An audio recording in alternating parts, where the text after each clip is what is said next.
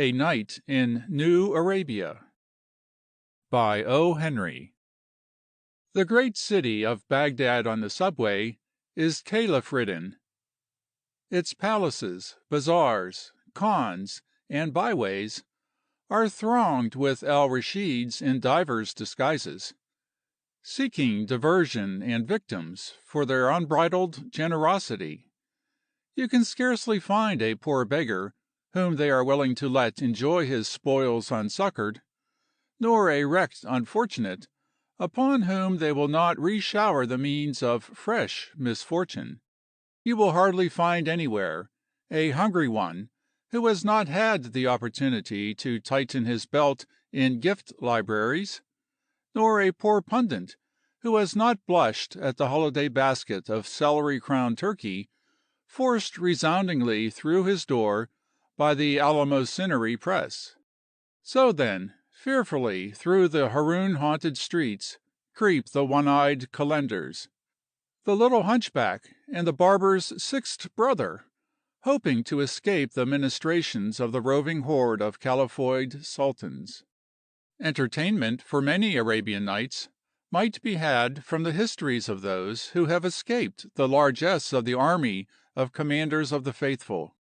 Until dawn you might sit on the enchanted rug, and listen to such stories as are told of the powerful genie Rockefeller, who sent the 40 thieves to soak up the oil plant of Ali Baba; of the good Caliph Carnegie, who gave away palaces; of the 7 voyages of Sailbad, the sinner, who frequented wooden excursion steamers among the islands; of the fisherman in the bottle; of the Barmecides' boarding house; of Aladdin's rise to wealth by means of his wonderful gas meter. But now, there being 10 sultans to one Scheherazade, she is held too valuable to be in fear of the bowstring. In consequence, the art of narrative languishes; and, as the lesser caliphs are hunting the happy poor and the resigned unfortunate from cover to cover, in order to heap upon them strange mercies and mysterious benefits, too often comes the report from Arabian headquarters that the captive refused to talk. This reticence, then, in the actors who perform the sad comedies of their philanthropy-scourged world, must, in a degree, account for the shortcomings of this painfully gleaned tale, which shall be called The Story of the Caliph Who Alleviated His Conscience. Old Jacob Spraggins mixed for himself some Scotch and Lithia water at his $1,200 oak sideboard. Inspiration must have resulted from its imbibition, for immediately afterward he struck the quartered oak soundly with his fist, and shouted to the empty dining-room, "By the coke ovens of hell, it must be that $10,000! If I can get that squared, it'll do the trick."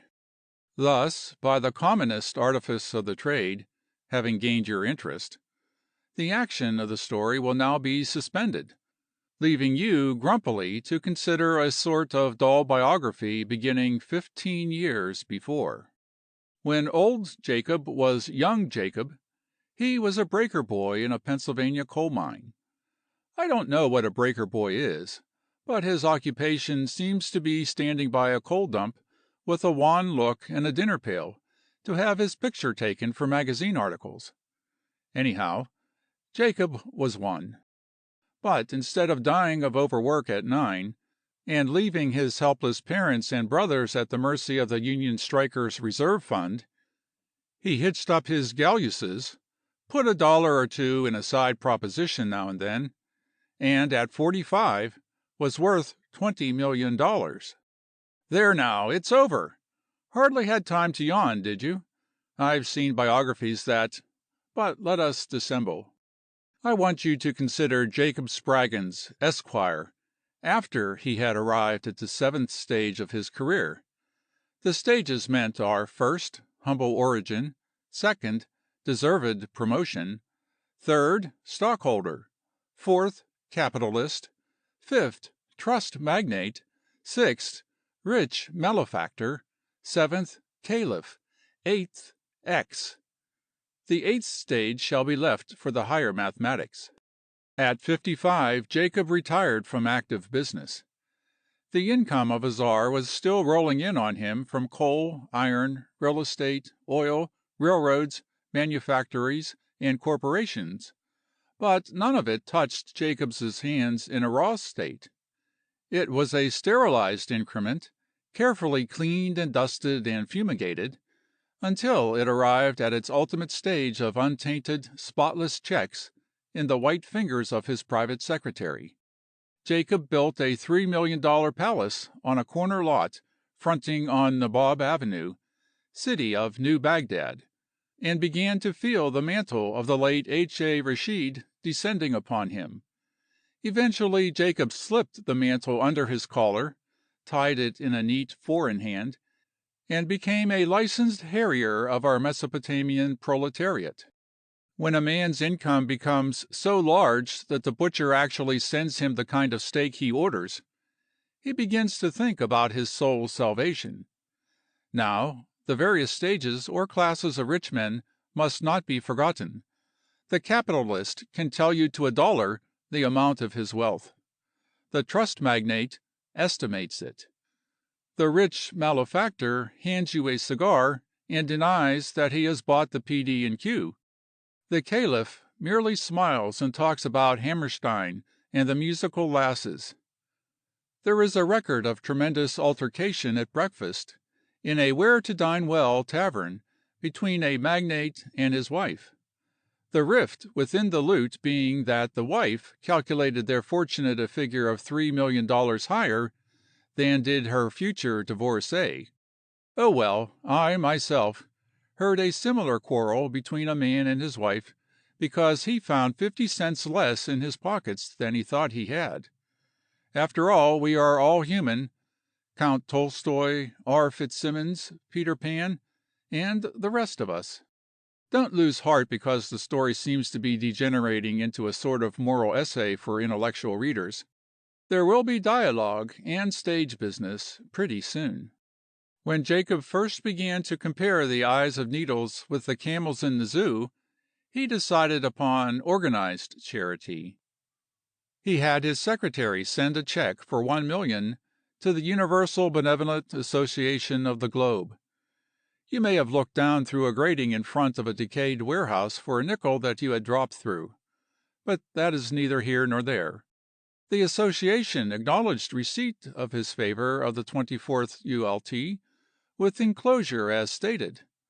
Separated by a double line, but still mighty close to the matter under the caption of Oddities of the Day's News in an evening newspaper, Jacob Spraggins read that one Jasper Spargus had donated $100,000 to the UBA of G. A camel may have a stomach for each day in the week, but I dare not venture to accord him whiskers, for fear of the great displeasure at Washington. But if he have whiskers, surely not one of them will seem to have been inserted in the eye of a needle by that effort of that rich man to enter the K of H. The right is reserved to reject any and all bids. Signed, S. Peter, Secretary and Gatekeeper. Next, Jacob selected the best endowed college he could scare up and presented it with a $200,000 laboratory. The college did not maintain a scientific course, but it accepted the money and built an elaborate lavatory instead, which was no diversion of funds so far as Jacob ever discovered. The faculty met and invited Jacob to come over and take his ABC degree. Before sending the invitation they smiled, cut out the C, added the proper punctuation marks, and all was well. While walking on the campus before being capped and gowned, Jacob saw two professors strolling nearby. Their voices, long adapted to indoor acoustics, undesignedly reached his ear. "There goes the latest Chevalier d'Industrie," said one of them, "to buy a sleeping powder from us. He gets his degree tomorrow." "In foro consciente," said the other. "Let's eve off a brick at him." Jacob ignored the Latin, but the brick pleasantry was not too hard for him. There was no mandragora in the honorary draft of learning that he had bought. That was before the passage of the Pure Food and Drugs Act. Jacob wearied of philanthropy on a large scale. "If I could see folks made happier," he said to himself, "if I could see 'em myself and hear 'em express their gratitude for what I done for 'em, it would make me feel better. This donatin' funds to institutions and societies is about as satisfactory as dropping money into a broken slot machine." So Jacob followed his nose, which led him through unswept streets to the homes of the poorest. "The very thing," said Jacob. "I will charter 2 river steamboats, pack them full of these unfortunate children, and, say 10,000 dolls and drums and 1,000 freezers of ice cream, and give them a delightful outing up the Sound. The sea breezes on that trip ought to blow the taint off some of this money that keeps coming in faster than I can work it off my mind." Jacob must have leaked some of his benevolent intentions, for an immense person with a bald face and a mouth that looked as if it ought to have a "Drop Letters Here" sign over it, hooked a finger around him and set him in a space between a barber's pole and a stack of ash cans. Words came out of the post office slit, smooth, husky words with gloves on 'em, but sounding as if they might turn to bare knuckles any moment. "Say, sport, do you know where you are at? Well, this is Mike O'Grady's district you're butting into, see? Mike's got the stomach ache privilege for every kid in this neighborhood, see? And there's any picnics or red balloons to be done out here, Mike's money pays for 'em, see? Don't you butt in, or something'll be handed to you. Used to settlers and reformers with your sociologies and your millionaire detectives have got this district in a hell of a fix, anyhow, with your college students and professors roughhousing de soda water stands and them rubberneck coaches filling de streets. De folks down here are afraid to go out of de houses. Now you leave 'em to Mike. They belongs to him, and he knows how to handle 'em. Keep on your own side of the town. Are you some wiser now, uncle, or do you want to scrap with Mike O'Grady for the Santa Claus belt in this district?" Clearly that spot in the moral vineyard was preempted. So Caleb Spraggins menaced no more people in the bazaars of the east side. To keep down his growing surplus, he doubled his donations to organized charity, presented the YMCA of his native town with a $10,000 collection of butterflies, and sent a check to the famine sufferers in China big enough to buy new emerald eyes and diamond-filled teeth for all their gods. But none of these charitable acts seemed to bring peace to the caliph's heart. He tried to get a personal note into his benefactions by tipping bellboys and waiters $10 and $20 bills. He got well snickered at and derided for that by the minions who accept with respect gratuities commensurate to the service performed. He sought out an ambitious and talented but poor young woman, and bought for her the star part in a new comedy. He might have gotten rid of $50,000 more of his cumbersome money in this philanthropy if he had not neglected to write letters to her. But she lost the suit for lack of evidence, while his capital still kept piling up, and his opticos nidilorum camolibus, or rich man's disease, was unrelieved. In Caleb Spraggin's $3 million home lived his sister Henrietta, who used to cook for the coal miners in a 25-cent eating house in Coketown, Pennsylvania, and who now would have offered John Mitchell only 2 fingers of her hand to shake, and his daughter Celia, 19, back from boarding school and from being polished off by private instructors in the restaurant languages and those etudes and things. Celia is the heroine. Lest the artist's delineation of her charms on this very page humbug your fancy, take from me her authorized description. She was a nice-looking, awkward, loud, rather bashful, brown-haired girl, with a sallow complexion, bright eyes, and a perpetual smile. She had a wholesome, Spraggins inherited love for plain food, loose clothing, and the society of the lower classes. She had too much health and youth to feel the burden of wealth. She had a wide mouth that kept the peppermint pepsin tablets rattling like hail from the slot machine wherever she went, and she could whistle hornpipes. Keep this picture in mind, and let the artist do his worst. Celia looked out of her window one day, and gave her heart to the grocer's young man. The receiver thereof was at that moment engaged in conceding immortality to his horse, and calling down upon him the ultimate fate of the wicked, so he did not notice the transfer. The horse should stand still when you are lifting a crate of strictly new-laid eggs out of the wagon.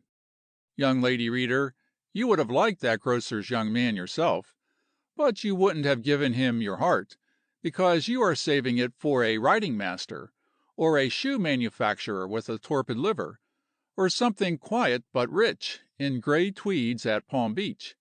Oh, I know about it. So I am glad the grocer's young man was for Celia, and not for you.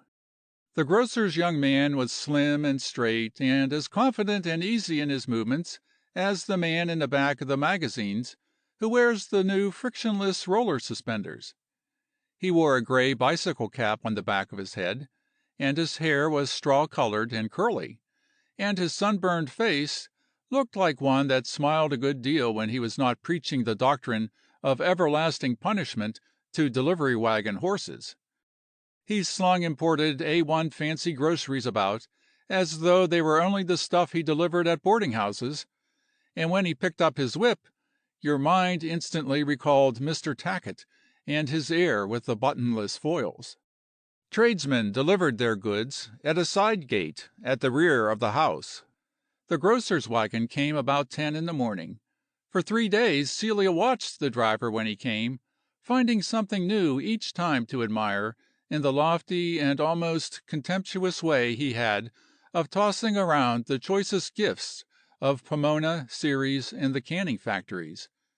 Then she consulted Annette. To be explicit, Annette McCorkle, the second housemaid who deserves a paragraph herself. Annette Fletcherized large numbers of romantic novels, which she obtained at a free public library branch, donated by one of the biggest caliphs in the business. She was Celia's sidekicker and chum, though Aunt Henrietta didn't know it. You may hazard a bean or two. "Oh, canary bird seed!" exclaimed Annette. "Ain't it a corking situation? You're an heiress, and falling in love with him on sight. He's a sweet boy, too, and above his business, but he ain't susceptible like the common run of grocers' assistants. He never pays no attention to me." "He will to me," said Celia. "Riches," began Annette, unsheathing the not unjustifiable feminine sting. "Oh, you're not so beautiful," said Celia with her wide disarming smile. "Neither am I, but he shan't know that there's any money mixed up with my looks, such as they are. That's fair. Now I want you to lend me one of your caps and an apron, Annette." "Oh, marshmallows!" cried Annette. "I see. Ain't it lovely? It's just like Lurline the left-handed, or a buttonhole maker's wrongs. I'll bet he'll turn out to be a count." There was a long hallway, or passageway as they called it in the land of the colonels, with one side latticed, running along the rear of the house. The grocer's young man went through this to deliver his goods. One morning he passed a girl in there with shining eyes, sallow complexion, and wide, smiling mouth, wearing a maid's cap and apron. But as he was cumbered with a basket of early drumhead lettuce and trophy tomatoes, and 3 bunches of asparagus and 6 bottles of the most expensive Queen olives, he saw no more than that she was one of the maids. But on his way out he came up behind her, and she was whistling Fischer's hornpipe so loudly and clearly that all the piccolos in the world should have disjointed themselves and crept into their cases for shame. The grocer's young man stopped, and pushed back his cap until it hung on his collar button behind. "That's out of sight, kid," said he. "My name is Celia, if you please," said the whistler, dazzling him with a 3-inch smile. That's all right. I'm Thomas McLeod. What part of the house do you work in? I'm the second parlor maid. Do you know the Falling Waters? No, said Celia. We don't know anybody. We got rich too quick. That is, Mr. Spraggins did. I'll make you acquainted, said Thomas McLeod. It's a strass pea, the first cousin to a hornpipe. If Celia's whistling put the piccolos out of commission, Thomas McLeod's surely made the biggest flutes hunt their holes. He could actually whistle bass. When he stopped, Celia was ready to jump into his delivery wagon and ride with him clear to the end of the pier and onto the ferry boat of the Sharon line. I'll be around tomorrow at 10:15, said Thomas, with some spinach and a case of carbonic. I'll practice that, what you may call it, said Celia. I can whistle a fine second. The processes of courtship are personal and do not belong to general literature. They should be chronicled in detail only in advertisements of iron tonics and in the secret bylaws of the Woman's Auxiliary of the Ancient Order of the Rat Trap. But genteel writing may contain a description of certain stages of its progress without intruding upon the province of the X-ray or of park policemen. A day came when Thomas McLeod and Celia lingered at the end of the latticed passage. 16 a week isn't much, said Thomas, letting his cap rest on his shoulder blades. Celia looked through the lattice work and whistled a dead march. Shopping with Aunt Henrietta the day before, she had paid that much for a dozen handkerchiefs. Maybe I'll get a raise next month, said Thomas. I'll be around tomorrow at the same time with a bag of flour and the laundry soap. All right, said Celia. Annette's married cousin pays only $20 a month for a flat in the Bronx. Never for a moment did she count on the Spraggins' money. She knew Aunt Henrietta's invincible pride of caste, and Pa's mightiness as a colossus of cash, and she understood that if she chose Thomas, she and her grocer's young man might go whistle for a living. Another day came, Thomas, violating the dignity of Nabob Avenue with "The Devil's Dream," whistled keenly between his teeth. "Raised to 18 a week yesterday," he said. "Been pricing flats around Morningside. You want to start untying those apron strings and unpinning that cap, old girl." "Oh, Tommy," said Celia with her broadest smile, "won't that be enough? I got Betty to show me how to make a cottage pudding. I guess we could call it a flat pudding if we wanted to." "And tell no lie," said Thomas. "And I can sweep and polish and dust. Of course, a parlor maid learns that, and we could whistle duets of evenings." "The old man said he'd raise me to 20 at Christmas if Bryan couldn't think of any harder name to call a Republican than a postponer," said the grocer's young man. "I can sew," said Celia, "and I know that you must make the gas company's man show his badge when he comes to look at the meter, and I know how to put up quince jam in window curtains." "Bully, you're all right, Seal. Yes, I believe we can pull it off on 18." As he was jumping into the wagon, the second parlor maid braved discovery by running swiftly to the gate. "And oh, Tommy, I forgot," she called softly. "I believe I could make your neckties." "Forget it," said Thomas decisively. "And another thing," she continued. "Sliced cucumbers at night will drive away cockroaches." "And sleep, too, you bet," said Mr. McLeod. "Yes, I believe if I have a delivery to make on the West Side this afternoon, I'll look in at a furniture store I know over there." It was just as the wagon dashed away that old Jacob Spraggins struck the sideboard with his fist, and made the mysterious remark about $10,000 that you perhaps remember. Which justifies the reflection that some stories, as well as life, and puppies thrown into wells, move around in circles. Painfully but briefly, we must shed light on Jacobs's words. The foundation of his fortune was made when he was 20. A poor coal digger (ever hear of a rich one?) had saved $1 or two and bought a small tract of land on a hillside, on which he tried to raise corn. Not a nubbin. Jacob, whose nose was a divining rod, told him there was a vein of coal beneath. He bought the land from the miner for $125, and sold it a month afterward for $10,000. Luckily, the miner had enough left of his sale money to drink himself into a black coat opening in the back as soon as he heard the news. And so, for 40 years afterward, we find Jacob illuminated with the sudden thought that if he could make restitution of this sum of money to the heirs or assigns of the unlucky miner, respite and nepenthe might be his. And now must come swift action, for we have here some 4,000 words, and not a tear shed, and never a pistol, joke, safe, nor bottle cracked. Old Jacob hired a dozen private detectives to find the heirs, if any existed, of the old miner, Hugh McLeod. Get the point? Of course, I know as well as you do that Thomas is going to be the heir. I might have concealed the name, but why always hold back your mystery till the end? I say, let it come near the middle, so people can stop reading there if they want to. After the detectives had trailed false clues about $3,000, miles, they cornered Thomas at the grocery and got his confession that Hugh McLeod had been his grandfather, and that there were no other heirs. They arranged a meeting for him and old Jacob one morning in one of their offices. Jacob liked the young man very much.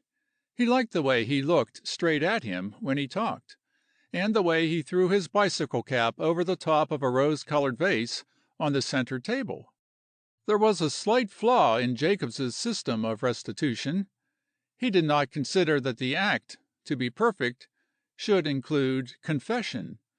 So he represented himself to be the agent of the purchaser of the land, who had sent him to refund the sale price for the ease of his conscience.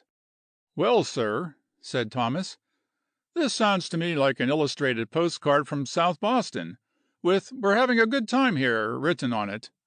I don't know the game. Is this $10,000 money, or do I have to save so many coupons to get it?" Old Jacob counted out to him 20 $500 bills. That was better, he thought, than a check. Thomas put them thoughtfully into his pocket. "Grandfather's best thanks," he said, "to the party who sends it." Jacob talked on, asking him about his work, how he spent his leisure time, and what his ambitions were. The more he saw and heard of Thomas, the better he liked him. He had not met many young men in Bagdad so frank and wholesome. "I would like to have you visit my house," he said. "I might help you in investing or laying out your money. I am a very wealthy man. I have a daughter about grown, and I would like for you to know her. There are not many young men I would care to have call on her." "I'm obliged," said Thomas. "I'm not much at making calls. It's generally the side entrance for mine. And besides, I'm engaged to a girl that has the Delaware peach crop killed in the blossom. She's a parlor maid in a house where I deliver goods. She won't be working there much longer, though. Say, don't forget to give your friend my grandfather's best regards. You'll excuse me now. My wagon's outside with a lot of green stuff that's got to be delivered. See you again, sir." At 11, Thomas delivered some bunches of parsley and lettuce at the Spraggins' mansion. Thomas was only 22, so as he came back he took out the handful of $500 bills and waved them carelessly. Annette took a pair of eyes as big as creamed onion to the cook. "I told you he was a count," she said after relating. "He never would carry on with me." "But you say he showed money," said the cook. "Hundreds of thousands," said Annette, "carried around loose in his pockets, and he never would look at me." "It was paid to me to-day," Thomas was explaining to Celia outside. "It came from my grandfather's estate. Say, Seal, what's the use of waiting now? I'm going to quit the job tonight. Why can't we get married next week?" "Tommy," said Celia, "I'm no parlor maid. I've been fooling you. I'm Miss Spraggins, Celia Spraggins. The newspapers say I'll be worth $40 million some day." Thomas pulled his cap down straight on his head for the first time since we have known him. "I suppose then," said he, "I suppose then you'll not be marrying me next week. But you can whistle." "No," said Celia, "I'll not be marrying you next week. My father would never let me marry a grocer's clerk. But I'll marry you to-night, Tommy, if you say so." Old Jacob Spraggins came home at 9:30 p.m. in his motor car. The make of it you will have to surmise sorrowfully. I am giving you unsubsidized fiction. Had it been a street car, I could have told you its voltage and the number of wheels it had. Jacob called for his daughter. He had bought a ruby necklace for her, and wanted to hear her say what a kind, thoughtful, dear old dad he was. There was a brief search in the house for her, and then came Annette, glowing with the pure flame of truth and loyalty, well mixed with envy and histrionics. "Oh, sir," said she, wondering if she should kneel, "Miss Celia's just this minute running away out of the side gate with a young man to be married. I couldn't stop her, sir. They went in a cab." "What young man?" roared old Jacob. "A millionaire, if you please, sir. A rich nobleman in disguise. He carries his money with him, and the red peppers and the onions was only to blind us, sir. He never did seem to take to me." Jacob rushed out in time to catch his car. The chauffeur had been delayed by trying to light a cigarette in the wind. "Here, Gaston or Mike, or whatever you call yourself, scoot around the corner quicker than blazes and see if you can see a cab. If you do, run it down." There was a cab in sight a block away.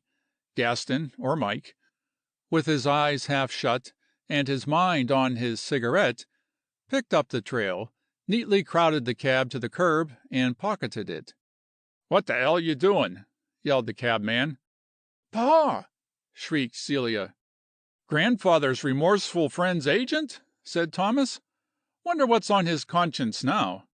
"A thousand thunders," said Gaston, or Mike. "I have no other match."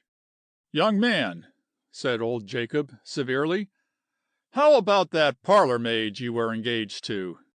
A couple of years afterward, old Jacob went into the office of his private secretary. "The Amalgamated Missionary Society solicits a contribution of $30,000 toward the conversion of the Koreans," said the secretary. "Pass 'em up," said Jacob. "The University of Plumville writes that its yearly endowment fund of $50,000 that you bestowed upon it is past due." "Tell 'em it's been cut out." "The Scientific Society of Clam Cove, Long Island, asks for $10,000 to buy alcohol to preserve specimens." "Wastebasket." "The Society for Providing Healthful Recreation for Working Girls wants $20,000 from you to lay out a golf course." "Tell 'em to see an undertaker." "Cut 'em all out," went on Jacob. "I've quit being a good thing. I need every dollar I can scrape or save. I want you to write to the directors of every company that I'm interested in, and recommend a 10% cut in salaries. And say, I noticed half a cake of soap lying in a corner of the hall as I came in. I want you to speak to the scrub woman about waste. I've got no money to throw away. And say, we've got vinegar pretty well in hand, haven't we?" "The Globe Spice and Seasons Company," said Secretary, "controls the market at present." "Raise vinegar 2 cents a gallon. Notify all our branches." Suddenly Jacob Spraggins's plump red face relaxed into a pulpy grin. He walked over to the secretary's desk and showed a small red mark on his thick forefinger. "Bid it," he said. "Darned if he didn't. And he hadn't had the tooth 3 weeks. Jakey McLeod, my Celia's kid. He'll be worth 100 millions by the time he's 21 if I can pile it up for him." As he was leaving, old Jacob turned at the door and said, "Better make that vinegar raise 3 cents instead of 2. I'll be back in an hour and sign the letters." The true history of the Caliph Haroun al Rashid relates that, toward the end of his reign, He wearied of philanthropy, and caused to be beheaded all his former favorites and companions of his Arabian Nights rambles. Happy are we, in these days of enlightenment, when the only death warrant the caliphs can serve on us is in the form of a tradesman's bill. If you like the video, put a like, subscribe to the channel and click on the bell to not miss our new videos.